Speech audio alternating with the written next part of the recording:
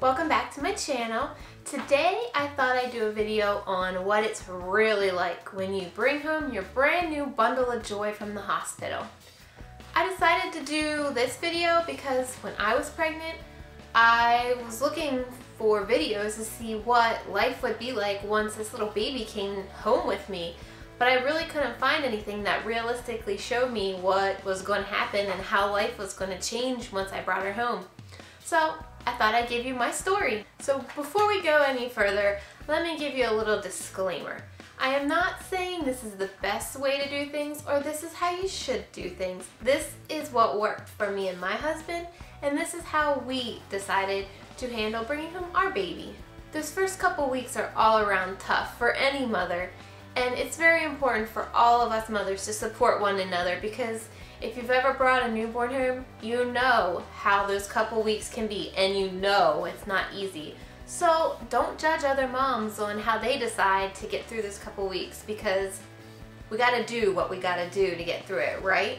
With that being said, let's get right into it. So let's start with in the hospital. You have this baby, then what happens? Well, let me tell you, you're not gonna sleep in the hospital. You're really not going to get any sleep at all. If the nurses aren't coming in checking on your vitals, they're coming in checking on your baby's vitals. And if the nurses aren't coming in, your brand new baby is making these weird noises that you've never heard before, and you don't know, is she breathing? Did she stop breathing? Does she need help? Is she choking? You just don't really know. It's brand new noises to you. And to top it all off, you're feeling these strange pains in brand new places, and it's really uncomfortable. I personally had really bad back pain, so pretty much sleeping in a hospital bed was impossible for me. So you make it through the hospital stay. Then what happens?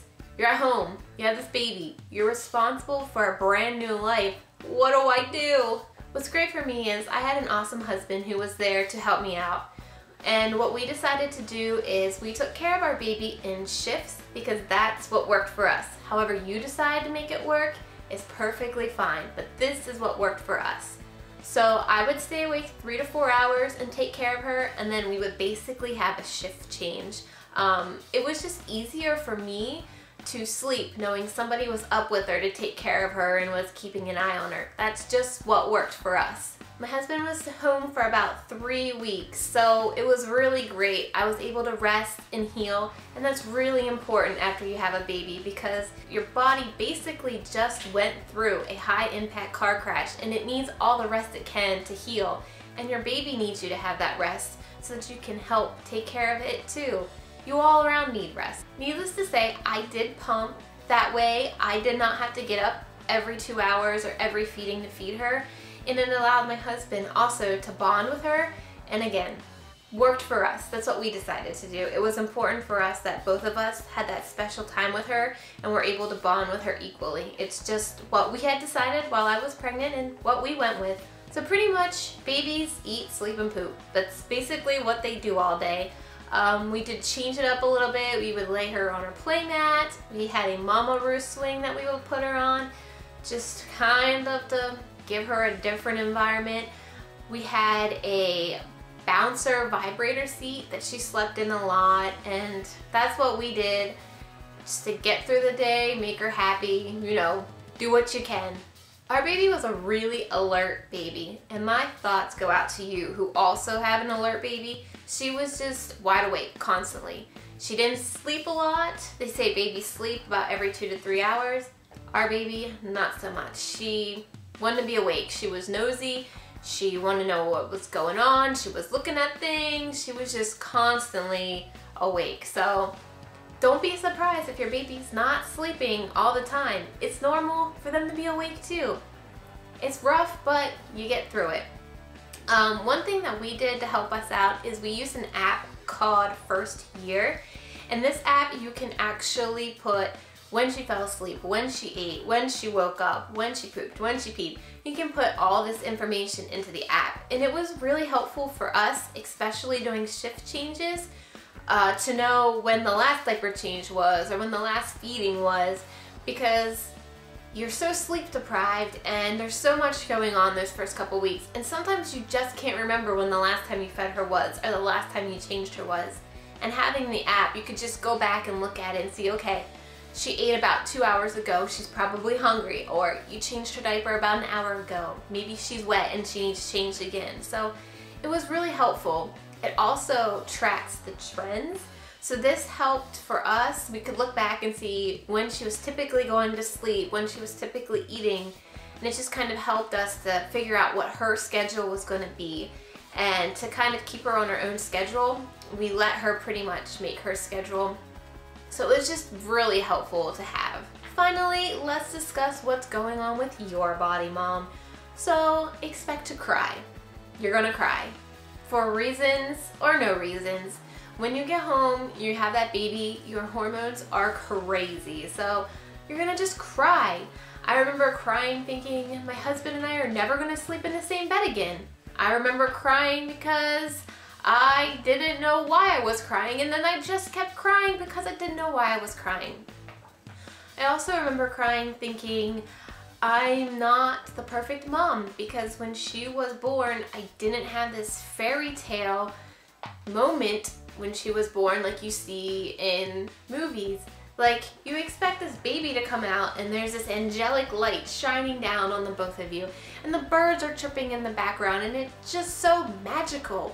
But it's not gonna happen like that. There's a lot going on in that birthing room, and things are so busy. They take the baby, they clean her up, and it just, things happen really fast. So don't get down on yourself if you don't have that fairy tale moment and you miss your birds chirping in the background too. It's okay. Next, expect to sweat a lot. Again, this is your hormones, and just anticipate to change your sheets a lot the first couple of weeks, because you're gonna sweat. Doesn't matter how cold you get your room, it's gonna happen. You're gonna wake up soaked, your hair's gonna be wet, your clothes are gonna be wet, you're gonna sweat. Finally, accept the help that is offered to you. Like I said, my husband went back to work after 3 weeks, and I was fortunate enough to have his mom and my mom and an aunt offer their help. And I took it. You don't have to be super mom. It was nice for them to come up, and I could get an hour or 2 of sleep, and I could get a shower and dry my hair and put on an outfit. Now by outfit, I mean a pair of leggings or yoga pants and a t-shirt. But it's still better than that sweatpants you've been wearing for 4 days, or the sweatshirt that has spit up and poop on it. It just makes you feel better. And really, that's all that matters, is that you feel good and that you're happy, and your baby will notice it. And in return, they'll be happier too. It's just better if everybody is happy. My #1 thing is take a shower. That's all you really need to do. It will make you feel like $1,000,000. Just take the bassinet into the bathroom, or take the car seat into the bathroom. Your baby will be fine those couple minutes you're in the shower, and they're in there with you in the bathroom, so you can check on them whenever you want to. Just do it for you. It's really important, and like I said, it makes a world of difference. So yeah, that was my experience of my first month with my baby. We got through it, and like I said, that's how we decided to do it. However you decide to do it is perfectly fine too. As moms, we need to support each other because it's a tough job, and we need all the support that we can get from each other. So don't judge how somebody else decides to do it. It's tough. We know. We've gone through it. If you want to know how I managed to go to work full-time with my baby, let me know in the comments and I will do that video. Or if you have another idea you want to see from me, let me know below and I will do that video for you guys.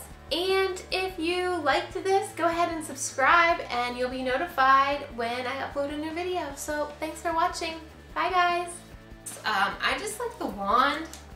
It's really big and it can get into your eyelashes.